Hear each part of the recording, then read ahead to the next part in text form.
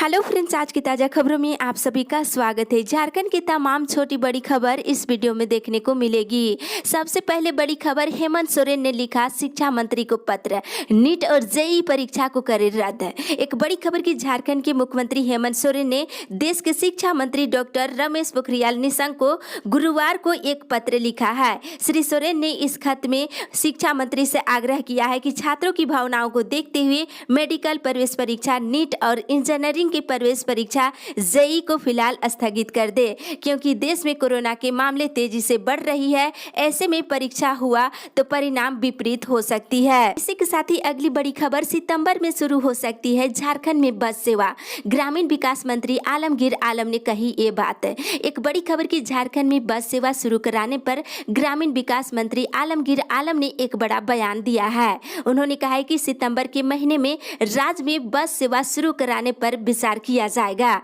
उन्होंने कहा है कि सितंबर में केंद्र सरकार से नई गाइडलाइन आ जाएगी, उसके बाद बस चलाने पर विचार किया जाएगा। साहेबगंज के नए परिषद में आयोजित प्रेस कॉन्फ्रेंस में आलमगीर आलम ने कहा है कि कोरोना वायरस के संक्रमण की वजह से रेल सेवा और बस सेवा बंद है, तो सितंबर में प्रदेश भर में बस सेवा शुरू कराने पर विचार किया जाएगा। इसी के साथ ही अगली बड़ी खबर, लो प्रेशर का असर, रांची में हो रही बारिश, झारखंड में 30-31 अगस्त को वज्रपात की चेतावनी। एक बड़ी खबर की बंगाल की खाड़ी में बने लो प्रेशर का असर झारखंड में 2 दिनों से दिख रहा है। आज भी लो प्रेशर रहेगा। इस दौरान हल्के माध्यम दर्जे की बारिश हो सकती है। मौसम विभाग से मिली जानकारी के अनुसार राज्य के दक्षिणी और पश्चिमी इलाकों में चेतावनी जारी किया गया है और 30 और 31 अगस्त को राज्य में झमाझम बारिश के साथ साथ कहीं कहीं वज्रपात की आशंका जताई गई है। तो आज भी राज्य में हल्के माध्यम दर्जे की बारिश के साथ ही वज्रपात होने की संभावना है। इसी के साथ ही अगली बड़ी खबर, झारखंड कोरोना अपडेट्स, मिले 1365 नए मरीज, 10 और की मौत। एक बड़ी खबर की झारखंड में लगातार कोरोना मरीजों की संख्या बढ़ रही है और पिछले 24 घंटे के दौरान 1365 नए मरीज मिलने के साथ ही 10 और कोरोना संक्रमित मरीज की मौत हो गई, जिसमें से बोकारो से 33, चतरा से 26, देवघर से 20 और धनबाद से 36, दुमका से 20 और पूर्वी सिंहभूम से 163, गढ़वा से 109, गिरिडीह से 64, गोड्डा से 15, गुमला से 28, हजारीबाग से 47 और जामताड़ा से 23 नए मरीज मिले हैं। साथ ही खुट्टी से 18, कोडरमा से 80, लातेहार से 44, लोहरदगा से 17, पाकुड़ से 8, पलामू से 27, रामगढ़ से 96, रांची से 328, साहेबगंज से 88 और सरायकेला से 22, सिमडेगा से 10 और पश्चिमी सिंहभूम जिले से 43 नए मरीज मिले हैं। अब जाकर राज्य में कुल मरीजों की संख्या बढ़ करके 34,676 हो गई है। वहीं पिछले 24 घंटे के दौरान 10 मरीजों की मौत हो गई, जिसमें से धनबाद से 1 और पूर्वी सिंहभूम से 6 और लातेहार से 1 और रामगढ़ से 2 मरीजों की मौत हो गई है। अब राज्य में कुल कोरोना से मरने वालों की संख्या बढ़ करके 377 हो गई है। और आपको बता दें कि आज 633 मरीज स्वस्थ हुए हैं। अब राज्य में कुल स्वस्थ होने वाले मरीजों की संख्या बढ़ करके 23,119 हो गई है। इसी के साथ ही अगली बड़ी खबर, देश भर की कोरोना अपडेट्स, मिले 76,826 नए मरीज। एक बड़ी खबर के पिछले 24 घंटे के दौरान देश भर में 76,826 नए मरीज मिले हैं। इसके साथ ही देश में कुल मरीजों की संख्या बढ़ करके 33,84,575 मरीज हो गई है, जिसमें से 25,83,063 लोग स्वस्थ भी हो चुके हैं। वहीं पिछले 24 घंटे के दौरान 1,065 संक्रमित मरीज की मौत हो गई है। अब देश में कोरोना से मरने वालों की संख्या बढ़ करके 61,694 हो गई है। इसी के साथ ही अगली बड़ी खबर, बायोमेट्रिक सिस्टम से ही लाभुकों को मिलेगा राशन, मिला निर्देश। एक बड़ी खबर की जन वितरण प्रणाली की दुकानों में अब पहले की तरह ही ऑनलाइन पद्धति ई पास मशीन का इस्तेमाल करते हुए बायोमेट्रिक सत्यापन कर राशन का वितरण किया जाएगा। कोरोना संक्रमण से बचाव के लिए सभी जन वितरण प्रणाली की दुकानें अपने पास साबुन, पानी, हैंड वॉश, हैंड सैनिटाइजर रखते हुए बायोमेट्रिक सिस्टम से ही राशन वितरण सुनिश्चित करे। इस संबंध में राज्य सरकार के संयुक्त सचिव ने सभी जिला आपूर्ति पदाधिकारी को पत्र लिखा है। साथ ही अगली बड़ी खबर, शिक्षकों के वेतन के लिए 1516 करोड़ रुपए जारी। एक बड़ी खबर की राज्य के प्राथमिक और मध्य विद्यालय के शिक्षकों के वेतन मद के लिए राज्य सरकार ने वित्तीय वर्ष 2020 और 21 की राशि जारी कर दी है और प्राथमिक और मध्य विद्यालय के शिक्षकों के लिए 1495 करोड़ रुपए और उर्दू शिक्षकों के लिए 21.92 करोड़ रुपए जारी किए हैं। प्राथमिक शिक्षा निदेशक डॉक्टर भुवनेश प्रसाद सिंह ने राशि राशि जारी कर दी है और इसकी जानकारी सभी उपायुक्त और डीओ को दे दी गई है। साथ ही इधर शिक्षा मंत्री से मृत पारा शिक्षकों की परिजनों को मुआवजा दिलाने की मांग।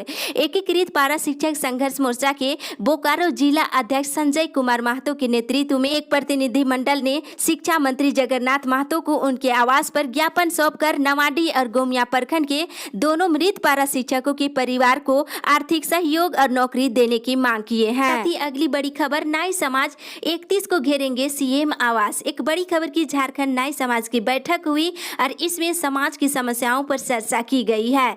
अध्यक्ष राजू ठाकुर ने कहा है कि राज्य सरकार नाई परिवारों को भूखमरी की ओर ले जाना चाहती है। लोगों के घर में अनाज नहीं है, समय आ गया है कि हमें ही अपने आप को आगे लाना होगा। बैठक में 31 अगस्त को मुख्यमंत्री आवास का घेराव करने का निर्णय लिया गया है। इसके साथ ही अगली बड़ी खबर, सरकार और जेपीएससी को जवाब देने का निर्देश।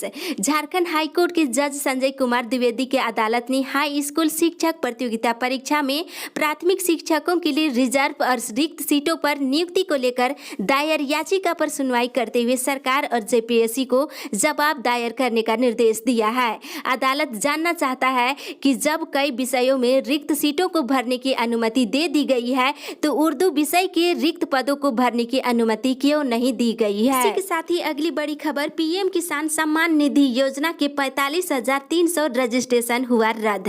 एक बड़ी खबर देवघर जिले से कि प्रधानमंत्री किसान सम्मान निधि योजना का लाभ पाने के लिए लक्ष्य से अधिक रजिस्टर्ड किए 45,300 लोगों का रजिस्ट्रेशन रिजेक्ट कर दिया गया है।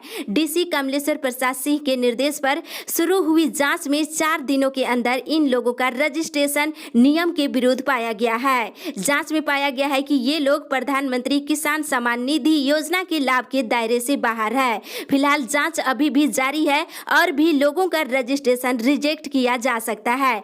अभी तक केवल एक प्रखंड पालजोरी में एक भी रजिस्ट्रेशन नहीं हुआ है, यहाँ जांच जारी है। साथ ही पुराने रजिस्टर्ड किसानों को छोड़ करके नए के भुगतान पर रोक लगा दी गई है। साथ ही अगली बड़ी खबर, सैनिकों के बच्चों को मिलेगा प्रोत्साहन राशि। एक बड़ी खबर की राज्यपाल द्रौपदी मुर्मू ने गुरुवार को वीडियो कॉन्फ्रेंसिंग के माध्यम से सैनिक कल्याण बोर्ड की 14वीं राज्य प्रबंधन कमेटी की बैठक की। उन्होंने इस दौरान बोर्ड की परीक्षा में 90% से अधिक अंक लाने वाले सैनिकों की संतानों को 20,000 रुपये और 85 से 90% अंक लाने वाले बच्चों को 15,000 रुपये प्रोत्साहन राशि देने का निर्देश सैनिक कल्याण बोर्ड को दिया है। साथ ही आईआईटी और आईआईएम की प्रवेश परीक्षा में सफलता प्राप्त करने वाले बच्चों को भी प्रोत्साहन राशि देने की बात कही है। उन्होंने सैनिकों की विधवाओं को भी इस मद से 50,000 रुपये एक मुश्त देने का भी निर्देश दिए हैं। इसी के साथ ही अगली बड़ी खबर, आज से 130 किलोमीटर की रफ्तार से दौड़ेगी हावड़ा बड़बिल एक्सप्रेस। एक राहत भरी खबर की दक्षिण पूर्वी रेलवे ने हावड़ा खड़गपुर सेक्शन के अंदुल से खड़गपुर स्टेशन के बीच 130 किलोमीटर प्रति घंटे की रफ्तार से ट्रेन को दौड़ाने का निर्णय लिया गया है। फिलहाल इस मार्ग पर Howrah Yesvantpur Howrah special, Howrah Barbil Howrah special, Howrah Mumbai Howrah special और हावड़ा भुवनेश्वर हावड़ा स्पेशल ट्रेनें अंदुल और खड़गपुर के बीच 110 किलोमीटर प्रति घंटे की बजाय 130 किलोमीटर प्रति घंटे की रफ्तार से दौड़ेगी। साथ ही इधर 7, 11 और 12 को रद्द हो सकती है पश्चिम बंगाल की ट्रेनें।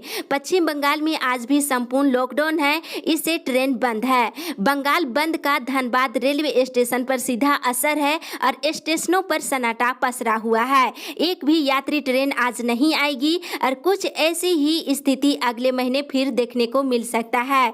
बंगाल सरकार ने 7, 11 और 12 सितंबर को भी संपूर्ण लॉकडाउन की घोषणा कर दी है। इसी के साथ ही अगली बड़ी खबर, कोयला परियोजनाओं में स्थानीय को मिलेगा रोजगार। एक बड़ी खबर की सीसीएल और एनटीपीसी की परियोजनाओं में 90% रोजगार स्थानीय लोगों को मिलेगा। इसमें 50% जिस ब्लॉक की परियोजना होगी वहां के लोगों को रोजगार दिया जाएगा, जबकि 40% दूसरे प्रखंड के लोगों को काम दिलाया जाएगा। यह घोषणा श्रम मंत्री सत्यानंद भोक्ता ने गुरुवार को पत्रकारों से बातचीत के क्रम में कही है। इसी के साथ ही अगली बड़ी खबर, हजारों छात्रों को परीक्षा फॉर्म भरने से मिलेगी राहत। एक बड़ी खबर की रांची विश्वविद्यालय की यूजी और पीजी के 40,000 विद्यार्थियों को अब परीक्षा फॉर्म भरने के लिए कॉलेज या फिर विश्वविद्यालय नहीं आना होगा। साथ ही उन्हें पूरे फॉर्म का फॉर्मेट भी भरने की जरूरत नहीं पड़ेगी। रहेगी। विद्यार्थी सिर्फ ऑनलाइन भुगतान करेंगे। इसके बाद विश्वविद्यालय की ओर से उन्हें परीक्षा के लिए एडमिट कार्ड जारी कर दिया जाएगा।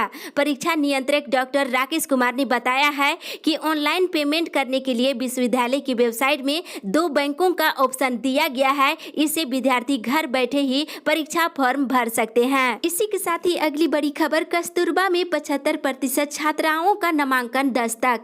झारखंड शिक्षा परियोजना परिषद ने कस्तूरबा विद्यालयों में सत्र 2020 और 21 के लिए नामांकन की प्रक्रिया पूरी करने का आदेश दिया है। इसके लिए सभी जिलों को 10 सितंबर तक का समय दिया है और सभी स्कूलों को 75% सीटों पर नामांकन लेने का निर्देश दिया है। इसकी रिपोर्ट 11 सितंबर से पहले सभी जिलों को राज्य को भेजना है कि उनके जिले में संचालित कस्तूरबा विद्यालयों में नए नामांकन की क्या स्थिति है। तो अभी कस्तूरबा में नामांकन की प्रक्रिया चल रही है। इसके साथ ही अगली बड़ी खबर, सकारात्मक वार्ता नहीं होने तक जारी रहेगी हड़ताल। झारखंड राज्य मनरेगा कर्मचारी संघ के आह्वान पर मनरेगा कर्मी समायोजन समेत अन्य मांगों को लेकर 32वें दिन हड़ताल पर डटे रहे। मिली जानकारी के अनुसार संघ के समर्थन में अखिल भारतीय मनरेगा कर्मचारी संघ लगातार दूसरे दिन पूरे भारतवर्ष में पेन डाउन हड़ताल पर है। इस दौरान मांगों को दोहराते हुए निर्णय लिया गया है कि सकारात्मक वार्ता होने तक हड़ताल जारी रहेगी। अपनी मांगों के समर्थन में चल रहा मनरेगा कर्मियों का अनिश्चितकालीन हड़ताल अब राष्ट्रव्यापी रूप लेना शुरू कर दिया है। इसी के साथ ही अगली बड़ी खबर, आधार लिंक नहीं होने से पेंशन से वंचित हो रहे लाभुक। भाजपा युवा मोर्चा नेता प्रताप यादव ने वीडियो को पत्र देकर लाभुकों को विधवा और वृद्धा पेंशन दिलाने की मांग किया है।